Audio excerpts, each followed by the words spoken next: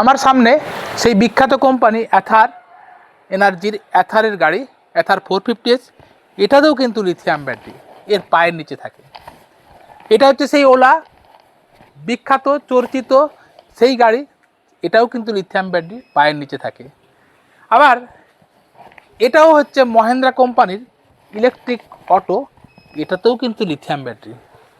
তো আমরা সেই জন্য এই সব গাড়িও বিক্রি করছি সব লিথিয়াম ব্যাটারি দিয়ে। এই হচ্ছে লিথিয়াম ব্যাটারি, এই হচ্ছে লেড অ্যাসিড ব্যাটারি। এরকম 4টা 5টা 6টা দিয়েও গাড়ি তৈরি হয়, আর লিথিয়াম ব্যাটারি হলে এর একটাই হয়। ওজন একটা ব্যাটারির সমতুল্যই হয় বা একটু বেশি হয়। তো যাই হোক, যারা এরকম গাড়িও কিনতে চাইছেন বিনা রেজিস্ট্রেশনে, লিথিয়াম ব্যাটারিতে কিনুন। যেহেতু এত বড় বড় কোম্পানি সবই লিথিয়াম ব্যাটারি ইউজ করছে, ফলে আপনাকে যে যেমন বোঝাক যে একটা ব্যাটারি খারাপ হয়ে গেলে একটা ব্যাটারি চেঞ্জ করবেন, এইভাবে ব্যাপারটা নয়। লিথিয়াম দিয়ে চালান, আমি গ্যারেন্টি দিতে পারি আপনি যথেষ্ট ভালো রেজাল্ট পাবেন।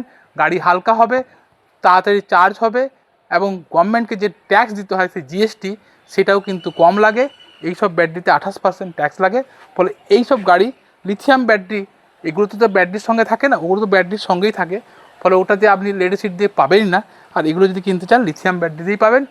আর ভালো ব্যাটারি লাগান, তাহলে দেখবেন ব্যাটারি গাড়ির প্রতি ধারণাটাই পাল্টে যাবে। ধন্যবাদ। ভিডিওটা যদি ইনফরমেটিভ হয় এটা লাইক করুন, আমাদের পেজটাকে ফলো করুন। ধন্যবাদ।